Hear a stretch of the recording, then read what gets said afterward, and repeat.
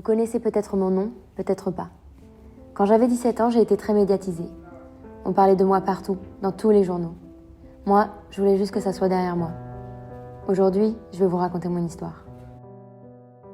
Je m'appelle Marie-Claire Chevalier, ou Catherine pour d'autres. Ça dépend de quand vous m'avez connue. Je suis née à Main-sur-Loire en 1955, le mardi 12 juillet. Ma mère, Michel Chevalier, m'a eu très jeune. À mes 4 ans, je vis chez ma grand-mère, puis chez ma tante.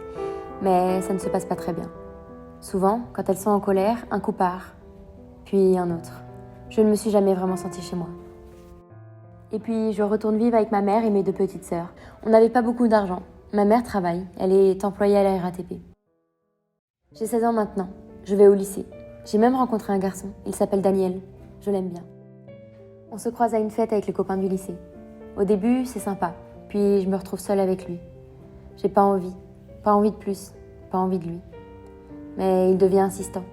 Je ne sais pas comment me dégager, et puis il frappe. Il me force à lui céder. Ce n'était ni mon flirt, ni mon petit ami, et je me suis retrouvée enceinte de lui. Quand je me rends compte, j'essaie de lui en parler, mais il ne veut rien entendre, il s'en fiche complètement. Il dira que l'enfant n'est pas de lui. Alors j'en parle à ma mère. Même si c'est illégal, je ne veux pas garder l'enfant. Je suis trop jeune, je suis pas prête à élever un enfant, et puis on n'a pas les moyens avec maman. Je veux avorter. Je vois un docteur, un gynécologue. Ils veulent bien le faire, mais pour 4 500 francs. On les a pas, bien sûr. C'est 3 fois le salaire de maman. Si on avait eu d'autres moyens, on aurait dit oui, ou bien je serais allée à l'étranger. Mais on n'a pas eu le choix. Maman parle à des amis, des collègues de la RATP. Elles connaissent une faiseuse d'ange, Madame Bambuc. 6 200 francs, alors on le fait. Ça a marché, mais j'ai fait une infection et j'ai eu une hémorragie. Au bout de 3 semaines, on doit m'emmener à l'hôpital. Je m'en sors. Je croise Daniel un peu après.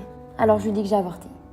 Ce que je savais pas à ce moment-là, c'est qu'il nous dénoncerait à la police pour négocier sa libération. Tout ça pour un vol de voiture. On est arrêtés avec maman, et puis ses amis qui nous ont aidés aussi. On risque entre 3 mois et 6 ans de prison, sans compter des amendes qu'on ne pourra jamais payer. On est inculpés. Le procès aura lieu à huis clos pour moi, le mercredi 11 octobre 1972. Pour maman et ses amis, ça sera 1 mois plus tard, le mercredi 8 novembre 1972. Maman cherche de l'aide. À la bibliothèque de la RATP, elle découvre un livre de la célèbre avocate Gisèle Halimi et de l'association Choisir pour le droit à l'avortement. Alors on va la voir, Gisèle Halimi. Elle nous fait une proposition qui va tout changer. Pour cela, on ne devra pas plaider coupable mais attaquer directement la loi de 1920. On a peur, parce que le risque est grand mais on le prend. C'est d'abord mon procès. Un groupe devant le tribunal crie « Libérez Marie-Claire !» mais aucun son ne me parvient. Je suis en une de plusieurs journaux. Des centaines d'articles sont publiés sur mon procès. Je vois mon prénom partout. Je deviens pour certains l'emblème de la lutte pour le droit à l'avortement.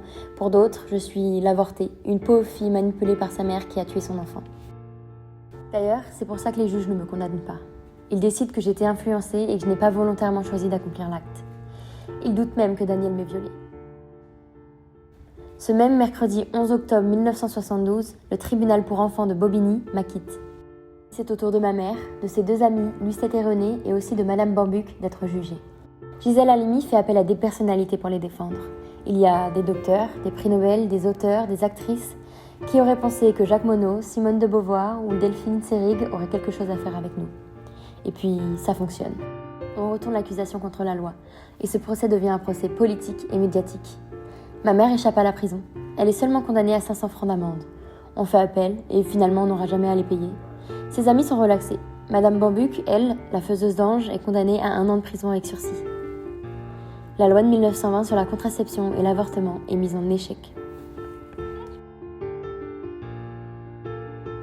Je ne pensais pas que notre procès aurait eu un tel retentissement médiatique. Je ne pensais pas non plus que grâce à mon histoire, on pourrait changer la loi de 1920. Ni que ça permettrait à Simone Veil de faire passer une loi 2 ans et demi plus tard qui légaliserait l'avortement pour toutes les femmes. Je me suis dit que cette loi, c'était un peu grâce à moi qu'elle a été votée. C'était un peu la mienne. Mais j'ai choisi l'anonymat. Je ne peux plus m'appeler Marie-Claire.